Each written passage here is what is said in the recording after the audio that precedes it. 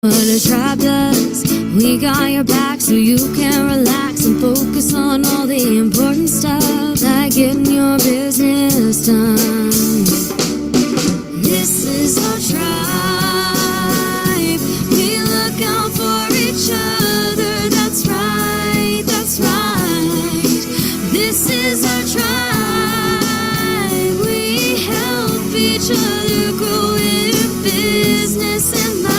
That's right, that's right. No need to panic anymore. We got lots of support and an army of warriors by our side. We fight the good fight when we unite.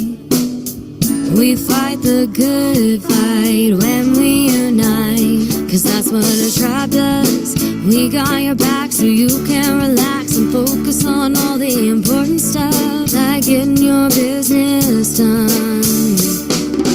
This is our tribe.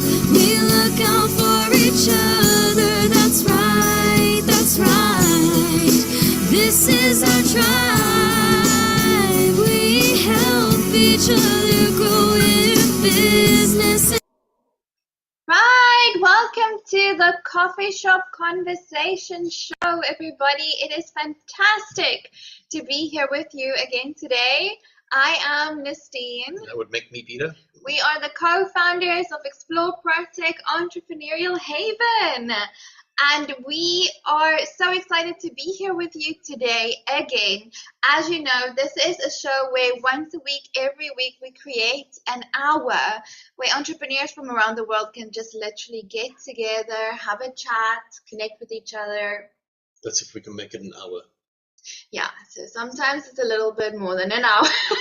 Depends on the batteries. Really depends on the batteries. Hey, Janine, that doesn't know anything about it having to take an hour anymore. So it's so good to be here with you again today. We're literally just having a friendly chat. Remember, we are Explore ProTech Entrepreneurial Haven. We're on a mission to find the world's 500 most fun, authentic, caring entrepreneurs so that we can connect them, so that we can work together to get each other onto the Forbes 500 list. So if you feel like you're vibing with this show, you're vibing with our people, and you're enjoying the ride, then maybe you want to get in touch with me and Peter. Maybe you're one of our entrepreneurs. Who knows? Could possibly be.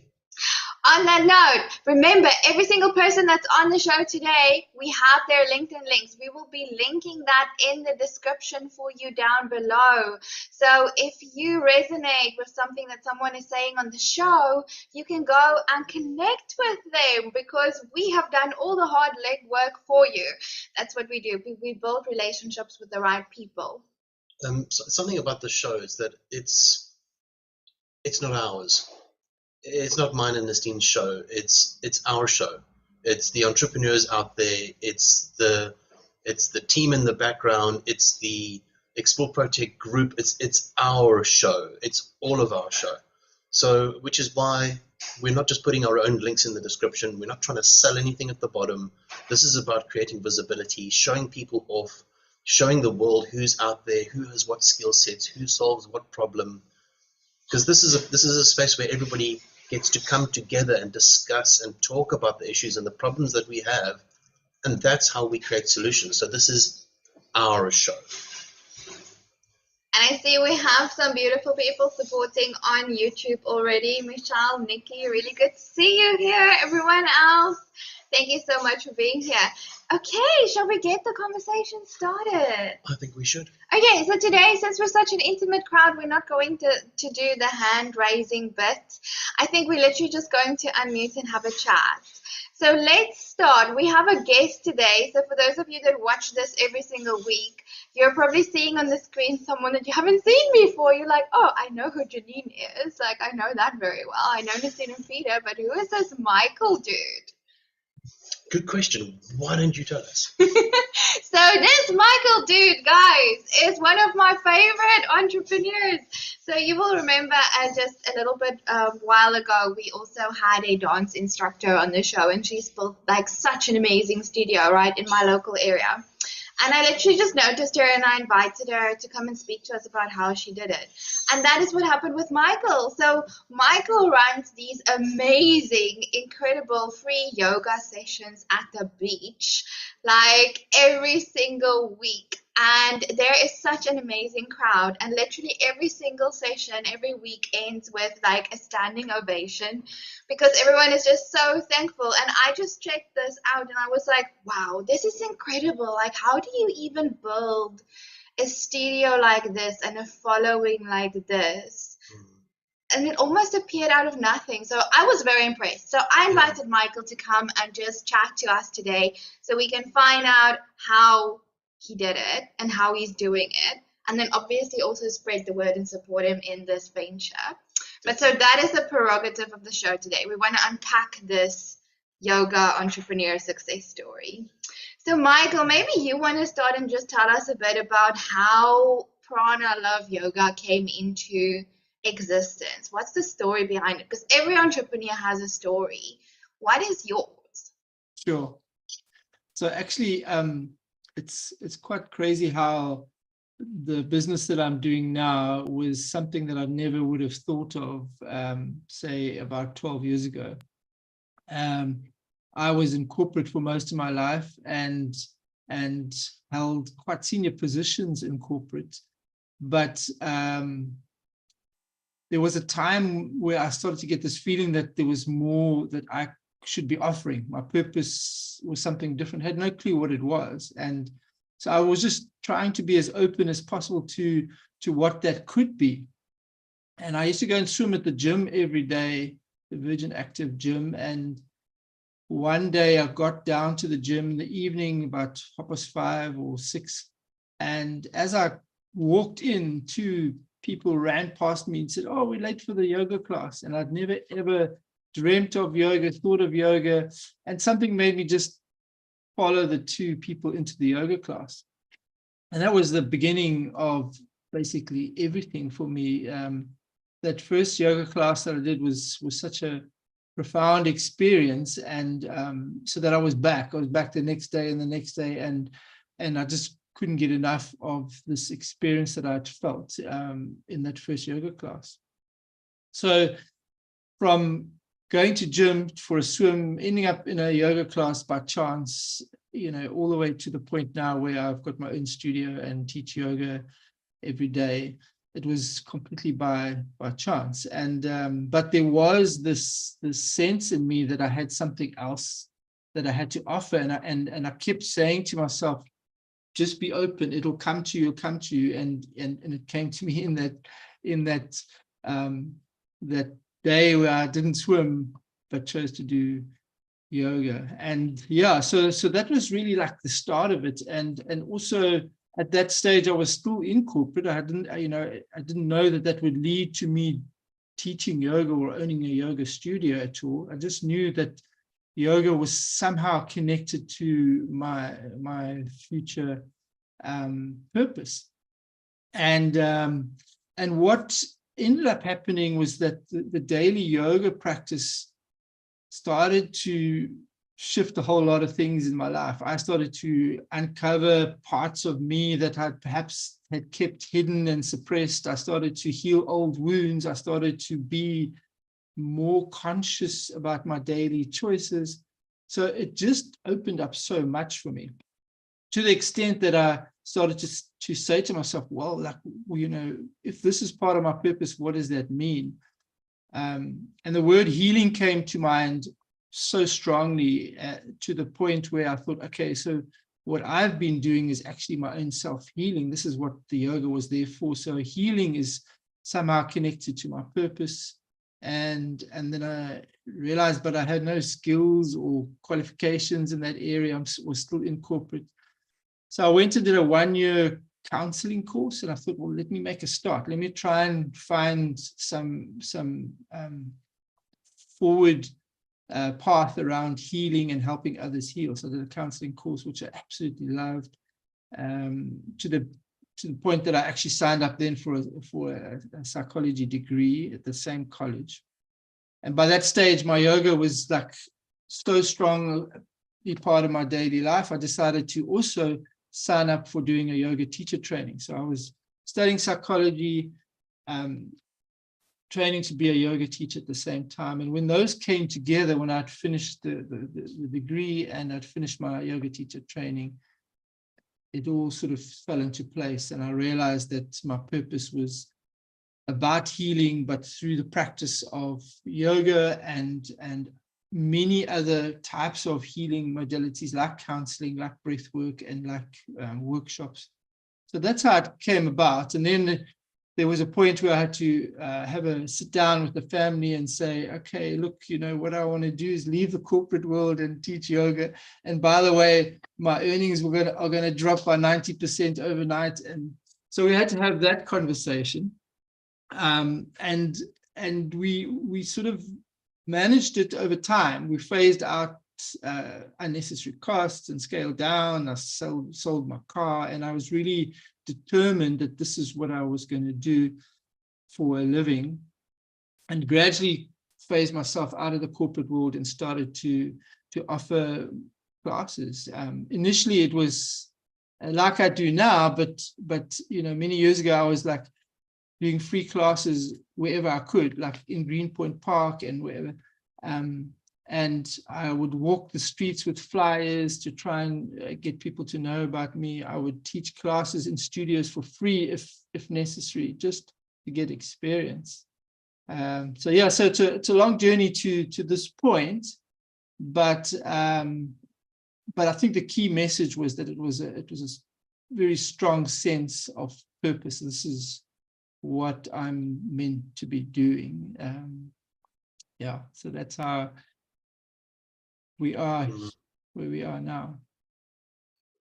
That's such a stunning story. I just have to say, this just once again confirms something that we talk on this show, like we talk about it a lot on the show, is like, I don't know, when I discovered this new studio in my area, I was like, oh wow, overnight success. This person knows it's like everything. It's like, I'm sure it's been like here for like 6 months, 3 months, because everything in the studio at the moment, like all the accessories, and there's like so many. It's like so nice. Oh my goodness, like all like the blankets and the pillows, and there's so many nice things for that this yoga studio has. But it's all like it all looks like quite new. So I was like, boom, overnight success. And then you actually talk to the entrepreneur behind it, and you're like, not so overnight as what you thought. Yeah, which is a really cool thing to know, because, you know, like, I think as like entrepreneurs, and Janine, like we've also spoken about this, that imposter syndrome that comes in, and you're just like comparing yourself to these entrepreneurs, and you're like, surely Elon Musk started with $1 billion company. Like, he didn't start in a garage. So it's always so cool to just hear these stories, Michael. I'm curious. I mean, as we all know, our entire planet went through a time period where people were just locked indoors. COVID was a terrible thing. It still is a terrible thing. But at the same time, it also created a lot of opportunities. It created opportunities for people to connect, created opportunities for people to share a different point of view. It created an opportunity for people to develop new values and new value systems, things that they may have not valued before, they now consider very valuable. How in your mind did you feel that what you were doing was contributing to the community as a whole? Because the community was struggling, and a lot of healing needed to take place. Yeah. Did you feel like you were actually part of that good fight? You know, because I mean, a lot of people, we know that people, not even due to the virus, but just due to mental strength, and people were losing their lives, marriages were falling apart, everything was just going absolutely wrong. It took a lot of mental strength. And did you almost feel like, okay, I'm going to be the superhero in this space, and I'm going to create the space where we can actually fix this? So it was quite interesting, because before COVID changed our lives so radically, I was working in the corporate space as well, but offering mindfulness practices for the purposes of coping with stress and mental health and burnout. So I was already in that space. And when you know, COVID hit, it all changed. So I wasn't able to go into these spaces anymore. They were, you know, at home. And so I was like sitting with this need to help people and didn't know how. So again, just like went with my instinct, went online, started to post, you know, online to say that I'm going to hold these groups, these sessions where we sit together and are able to collectively support each other in this time. And through that, I just got more and more people connecting with me and asking me if I could run sessions one-on-one online. I had a lot of work. I joined a mentoring club, a global mentoring club during that opened in COVID, who is a free mentoring club. And through that platform, I just was working with people all the time that were struggling with mental health. But there was such a positive thing that came out of that, in that people started to realize that up to that point, they were abusing their own bodies. They were not resting. They were not taking care of themselves. They were not prioritizing self-care at all. And I think so COVID highlighted this quite strongly, in that people realized how much they were neglecting their own well-being. So arising from that, a whole bunch of new engagements, new work for me around building self-care practices, both for individuals and corporates. So in a way, there was a little blessing in disguise in that period. And I think it's, although people were eager to get back to normal, I think some of that has continued. People are taking better care of themselves. I've noticed, I still work in the corporate world, running mindfulness workshops. I've noticed they are starting to be a bit more serious and more sincere around well-being for their employees. So practices like yoga and mindfulness and breath work are now finding their way into the corporate world more pervasively under the umbrella of well-being, and which is wonderful, because I think that the corporate world spits out people, you know, burnt out, you know, and they just replace them with a new person. So if that culture is shifting, sorry. Yeah. A newer, better model. Yeah, and so you know, corporates are there to make profits, right? So it's sort of understandable in a way, but there needs to be a realization that actually they will be making better profits, more productive, if they look after their people in a sincere way, you know. So I think that message is starting to land with some corporates. So I was grateful for that time, for that COVID time, to highlight that. I remember when we first started, because our space was also a COVID baby. You know, like how do we fight the good fight? What do we do? How do we create a space where people can thrive? Instead of closing their businesses down, we can create a space where we can actually support each other and keep the doors open. So it was also a COVID baby, and I actually found that some of the people that joined our space didn't necessarily join because they were these thriving entrepreneurs. They didn't necessarily join because they wanted their business to do so much better. They didn't necessarily join. They joined because they wanted contact. They wanted human interaction. They wanted to be part of something. They wanted to, and it all leads back to the same thing, which is that mental space. I mean, one of the people was like, I just need friends. Mm. You know, I'm an entrepreneur, but I just need friends. And I found that so important, that during that time that we actually changed our values and we created that space where we could go, okay, so yes, we are a networking space, but we need to make really genuine connections. There are people out there that just, they need it. Not only do they need the help in their business, and I think it's much the same for your space. Creating that space where people can actually connect, not only with themselves but with each other as well. I think it's amazing. I like what you. I really like what you do. And then also just there is a powerful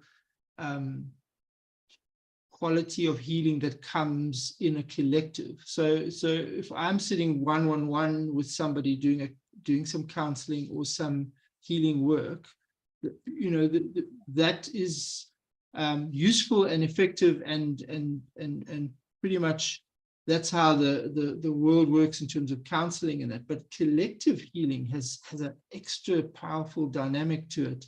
So some of the workshops I've run, so last year I ran a series of monthly workshops where we held space for people to express childhood like hurt, right? And often the people that came to these workshops would sit there quietly, and the intention going in was to say to them, like, it's not compulsory for you to share, whatever you experience, but just to be in the space where others people are sharing. Sometimes just by listening and being in the same room as somebody, the healing happens. So that the power of the collective energy is really, really wonderful, and particularly if people are feeling isolated or feeling like they're alone in their struggle or alone in their challenges, even if it's just daily life challenges. To suddenly get into a space where people say, yeah, I've got the similar struggle, or I've been through this. It just brings a bit of a sense of relief that you're not the only one. Janine would know exactly what we're talking about because she causes us struggles all the time. Stop it. Janine is the person who takes the struggles away. Oh, sorry. I was confused. Janine, I'm curious. You've experienced that dynamic, and so what Michael's talking about, and the way our space grew and the similarities. From your experience, what was it like for you? You know what? You can't always choose the music that life gives you, right? But you can choose how to dance. And if yoga is your way of dancing and your way of giving your mind that fruit that it needs to actually continue to grow, then it's the best space for you to be in. And as most of entrepreneurs that I know, they value the fact of staying physically active or physically fit. That can mean anything to anyone. And I think yoga combines the whole meditation and mindfulness that helps you to actually stay in control, right? And it's what you said earlier, Michael, is even saying nothing is saying quite a bit. Yeah. Or that's just something my husband say. Oh, you're quiet now, so something's going to happen. Or I don't know. But the point is, it's really awesome to, even in the space, just listening. You're still learning. You're still taking something out of the fact that you're there, and by just being there, it's already a big step. And change is not easy. But if you are with people that's been through change, that can help you and make your journey a little bit easier, it just makes everything else seem a little bit brighter. And whether it's just a message, I love to do general check-ins with people because it may not really mean a lot to me, but when that person gets that message, it might mean the world to them. Yeah. And that to me is where the power lies. Yeah. Just quickly remind us what you do again, Janine, so we can all know. Just so that we can remember. Oh yeah, especially you. Hey. Hi everyone. I am Janine Lingenfelder. I'm in Dubai, and my business is Jelani Sales. I do anything sales related for business owners. That's what she does. Fabulous. Thank you so much, Janine. Michael, so we have a couple of questions from the YouTube channel. First one is from Susanne. She wants to know, it must have been a huge change in mindset, scaling down and adjusting to do what you were called for. Where does one start in taking that huge first step. Yeah, and it was a massive step. But I think that if the calling is strong enough, if you feel that this is definitely what you want to be doing, then the steps that you need to follow will come to you. You know, so I didn't really have a magical plan. All I knew was that this is what I needed to do, and I kept myself open to that. And then gradually it became clearer in terms of what I need to do and how I need to go about it. And plus, there was an element of well, I don't really know how this is going to turn out, but I'm definitely going to take a step forward regardless, you know. So, and I think that's a big message. So a lot of people will stop at that point of saying, this is what I want to do, but there's all these barriers, all these things that are stopping me. So there are, you know, thousands of people that are stuck at that point and never take that first step. So some of the mentoring I do for people that are starting out is I say to them, look, there's nothing stopping you from starting small on the side somewhere. So for example, my first few months were just free yoga sessions out in the park somewhere. So I had no cost. I didn't have to pay for a venue. I just arrived. I had a little board and people joined, you know, and that gave me enough inspiration to want to do it more. I just was I was smiling all the way home. I had no money from it because it's free, but the experience was so wonderful that people joined my class and came to speak to me afterwards. So, you know, just making that step, taking time to do it, even in your spare time, take a little step forward in the direction that you want to go. And from there, magically, things start to unfold, you know, it just does, because your heart's in it and you've taken a few steps.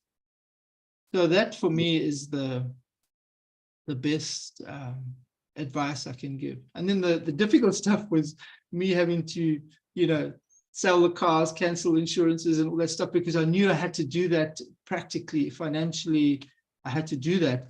But guess what? And I still don't have a car, I still don't have a single insurance policy, I still don't have, you know, medical aid. And when I took those scary decisions to cancel those things, I felt like such a big weight off my shoulder. Like, wow, I don't have all these things that I have to pay for. And so it was so liberating as well to. And I'm not saying everybody must go and do that. I'm just saying that. You know, sell your house, sell your car, meet Michael in the park and take it was what I needed to do in order to pursue what I wanted to pursue. And plus, I found it just so amazing that I could take those steps, you know, scary as they were. Yeah. One thing that I have noticed that I do need to point out, Michael, is Janine will be very proud of you because you're actually really good at sales. Like your sales processes work well. So you get in touch with everyone at your studio every single day. There's lots of follow-ups. Before every class, the message goes out. Let me see. The packages are nicely picked out. So you have the 3 different types of ways to pay for the classes. The website's looking really good. And then obviously having the free session, which a lot of people will be like, I'm not doing that for free. But a lot of the word of mouth that you create and that you're creating actually comes from those sessions. Yeah. So where does the sales background come from? Is that something that you started with? Did you have that advantage when you started? Or is that something you had to figure out? How did you figure it out? So, I mean, so from all my life, never ever been in sales, but I was in corporate, and I you know, I was held executive roles in corporate, and so there's obviously some of that. But what I can say is that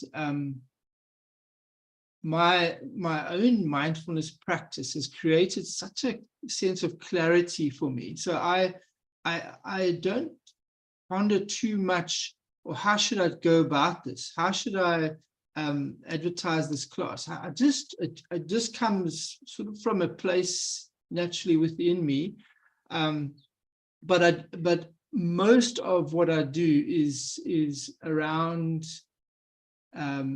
me sharing what I love to do, you know, and so some people have said to me, do you really, and just by the way, Nestene, those WhatsApp messages that I send to everybody is not like a broadcast. I do it individually to every one of the people that come to my studio, because I know that some students prefer to come to this class and not those classes. So it's targeted messages. I say, hey, there's this class tomorrow, are you keen to come, and whatever. So it's all, you know, this might sound like a real yogi way of talking, but it all comes from the heart. And so all my messaging, all my posts on social media is all from me trying to reach heart to somebody. I've often been asked, why do I do that free yoga at the beach? And now it's been going a year and 3 months already. No, a year and 2 months now. And people say, well, now's the time you know, start charging, or even if it's just a little bit. And I said, no, it'll always stay free, because it's the joy that I see in the people that come. And every week there's 20, 30 new people. I mean, we're now at a bigger space at Eden in the Bay because we lost our previous park. But so now, I mean, it's just growing. I mean, I get sometimes over 150 people on the grass. And which is phenomenal. Like that is an amazing achievement for a yoga teacher. Like it's a really amazing achievement. Yeah. And then naturally, I mean, I don't ever talk about my studio there. At my little table there, I have my my class schedule there for if people want to go and see, but I don't talk about my studio there. I don't try and promote anything. I just share what I love to do. But there is a trickle from there. People come through to the studio. They come to me often and say, I want more of this. Where can I get more? You know, particularly the people that hadn't tried yoga before. And so there is a marketing element of it, but it's not like hard in your face stuff. But just to remind you, Nestene, that the reason why I started that free beach yoga was because I wanted people to swim in the cold water. And so I swim every day as much as I can. So I try and swim every day for about 20 minutes, because the mental health benefits of cold water swimming are endless, right? And they're finding new magical benefits every day. So I was in the water once, and I was swimming. It was the evening, the sunset, and I was the only one in the water. And I thought, oh, like, this is crazy. People need to know how good this is for you. And I know it's cold. In the first few minutes, you want to jump out, but after that, the whole body just loves it.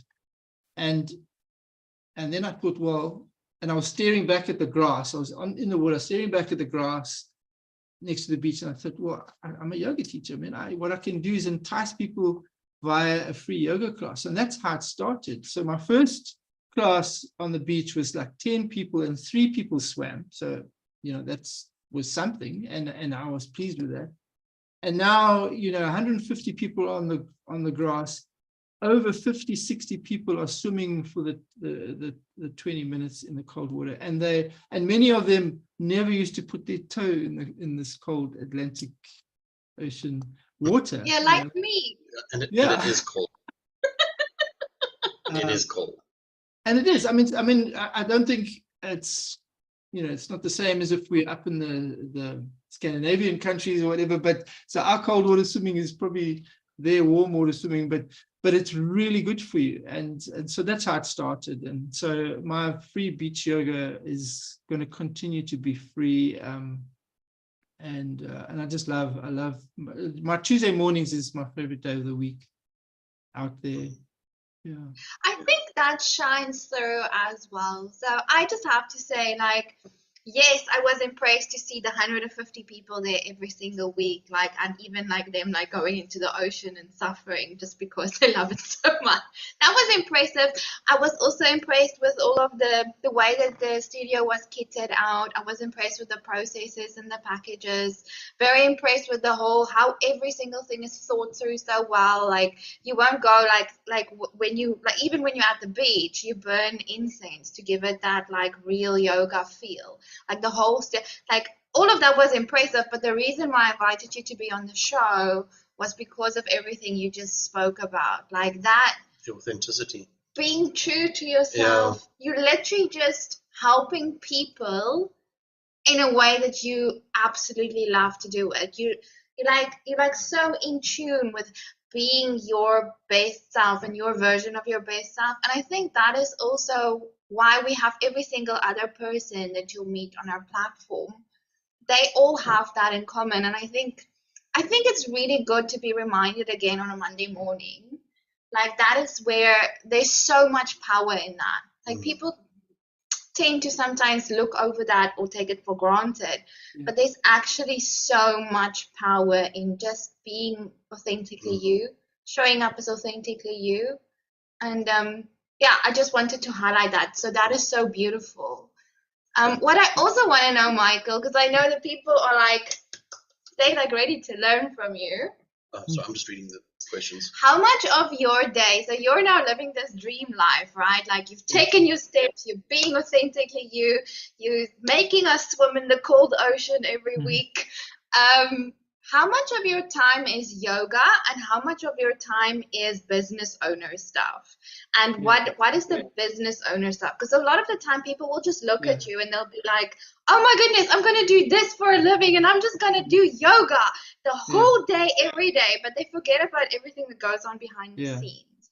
What are the behind the scenes stuff and what's your split time? So, I mean, it's, I think the first part of that answer is the fact that I don't offer anything that I haven't experienced. So a lot of my work goes into me self-practicing. Every single class that I teach, I've,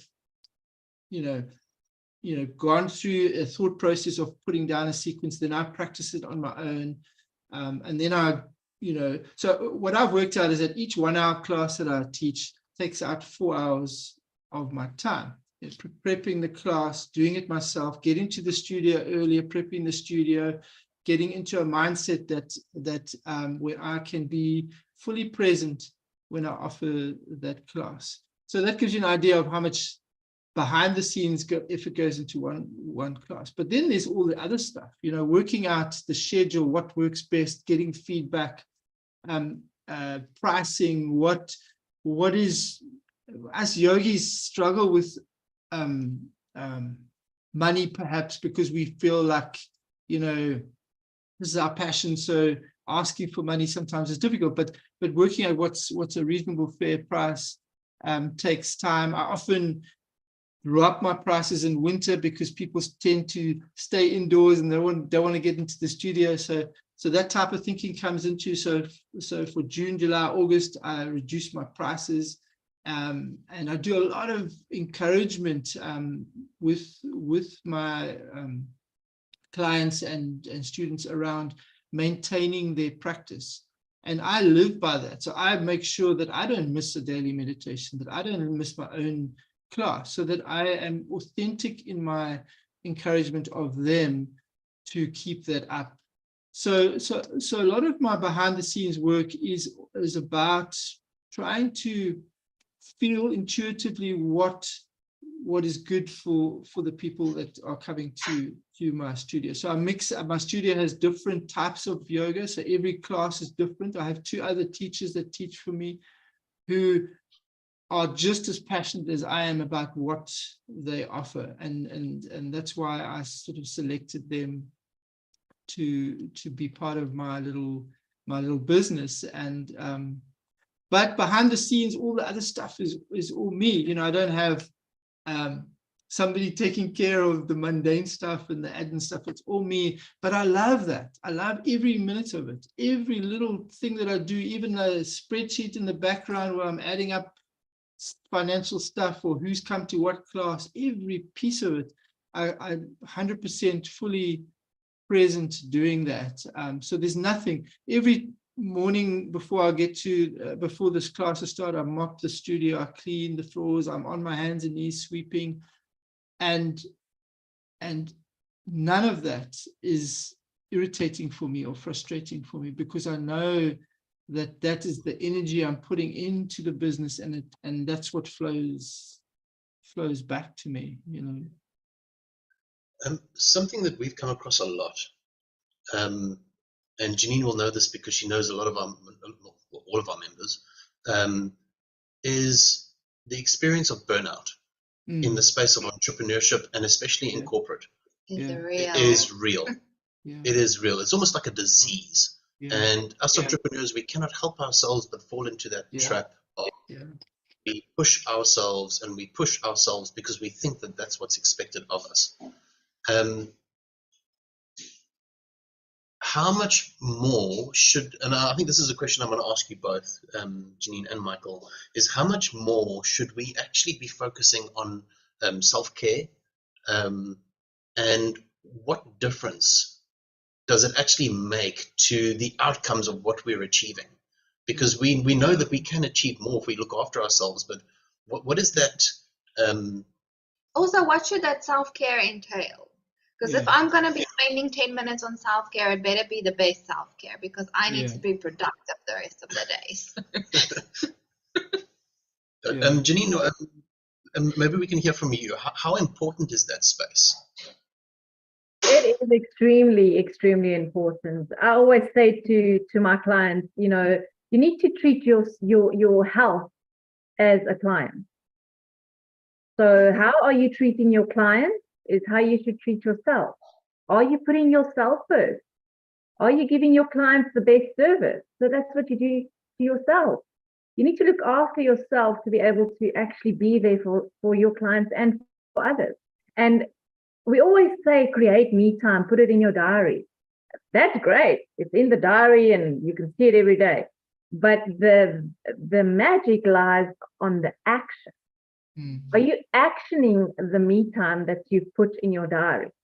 And that is very important, because it opens up the mind for the rest of the day, for the rest of the week. It creates opportunities in your mind of decluttering and having a process in place by actually doing what you're saying that you're going to do. If you do that, and start small, please don't do 20 push-ups now because you want to feel fantastic.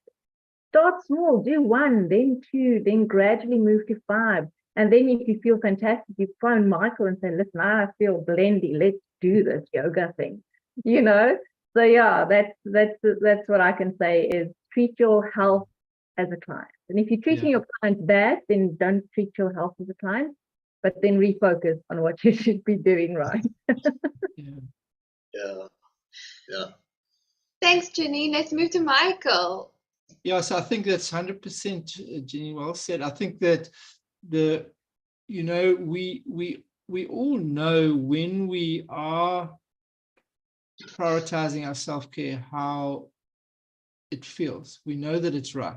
So like if you've missed your practices or your exercise or for some time and you do it, you say, wow, like now I know why I need to do this. So we all know that it's necessary, and I think that we have to find that intention and honor that intention, and perhaps it needs like a commitment in terms of saying, I need to honor my self-care so that I can be fully present for my business, fully present for my family, fully present for the things that bring me joy, because if we don't look after ourselves and there is burnout or some other, God forbid, illness or something that comes up because we are too stressed, then many things are going to be sacrificed, including the things that bring you joy. So for me, I mean, a lot of people see my posts and think like, what do? You're always posting pictures on the beach and walking and I do, because in between my stuff that I have to do, I'm walking, I'm on the, I know the stuff that fills my cup. I know the stuff that makes me feel like I'm at ease. I can carry on doing the stuff that I need to do. So I'm like almost to the point where I'm obsessed about my self-care and the things that I need to do, so that I don't get to that point where I'm feeling like I can't cope or I can't manage. And I'm very clear about the things that bring me joy, and I'm very clear about the things that fill my cup. I know what those things are, and they could be different for everyone. But there's so many things that cost no money in terms of being able to take some time just for yourself. And even if it's just 10 minutes of, okay, I'm going to shut everything down. I'm going to breathe for 10 minutes, right? Just notice my breathing. It's wonderful. It's a wonderful, magical gift that we can give ourselves whenever we need to. It's just to pause and take a few breaths. Obviously, we want our bodies to be healthy, so we want to get moving. We want to be outdoors. We need the vitamin D from the sun. We need our feet to be touching the earth and the sand and the soil and the water and the grass. We need that, because it's not just about we barefoot outside. It's about the vibrations, the nutrients, about that sensation of grounding. All of that is good for our mental health. So if anything, if you can't be going for a run, just walk outside, get your feet outside on the grass, pause and breathe. Just something small like that can do wonders for your state of being. Do you hear that, Peter? Walking. Well, no, I just heard outside. I heard state of being. I do walk outside. When I avoid the dog landmines on my way to the something I just wanted to mention is that, our purpose for creating the space that we created was to be supportive of the community around us and just help people to not close their business doors, to see a different way of doing business, to realize that there can be a different lifestyle, that there can be a mentally strong space, even though we were going through that time. And I feel like your space is much the same. It combats, it combats the same enemy. It's almost like creating that space where we know there's an enemy out there, and we need to create spaces to fix those things and help people on that journey. Yeah. It happens to have a lot of social impact. And the social impact within communities is so important. People that have an understanding of, I see something that is not working or that is broken or something that people really need, and I'm going to create a space where they can get that. So we are all about being supportive of not only entrepreneurs, but when you support an entrepreneur, you support the community. That is the overall arching picture, is the actual community. We happen to be from the same area. Janine, sorry, you're in Dubai, and maybe you can join a class online. But I think for us to highlight and support your space, Michael, would be absolutely brilliant. And we are in the, what do you call this area? Bloberg, beachfront, table view. Western Seaboard or something, I think. Western Seaboard, yeah. If you're an entrepreneur and you're out there, if you are in the corporate space, if you feel like there's more to life and you just need some answers and you need some headspace, then this is like a movement. Then just come and join the movement. Come and join the space. As Michael said earlier, there is a free space for you to go and experience what it is. Take advantage. And you can meet me there. I go every week. I'll be the person screaming as I'm going into the cold water. So you'll be able to spot me.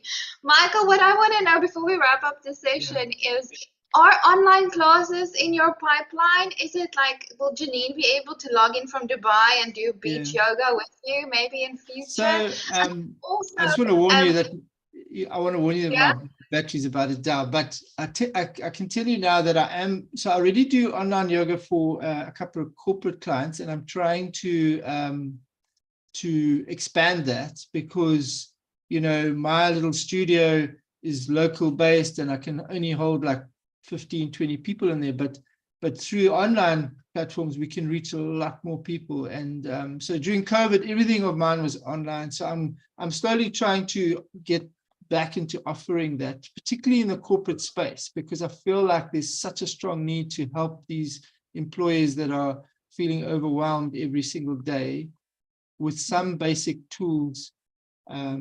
So online yoga is definitely on the cards, and I'm looking to grow that. Awesome. Well, what we will do is we will drop the links in the description. We might even drop a pin location. Yeah. We will drop a pin location to an experience on the beach where you can go and just let loose, experience what it's all about, maybe make it part of your routine. And before we lose Michael, I think let's just wrap it up. Okay, cool. We'll drop all those links into the description. So that you don't have to go and search for it. And there's one tomorrow. So tomorrow, 9 o'clock at Eden on the Bay. See you guys there. Michael, Janine, this has been absolutely amazing. Everyone supporting and watching on YouTube, we absolutely adore you. Thank you so much for being here. Please go and remember to like and share and comment and put this out there. And let's support Michael in growing his dream. And I think we know it was meant to be, because I think we lost Michael in the perfect namaste.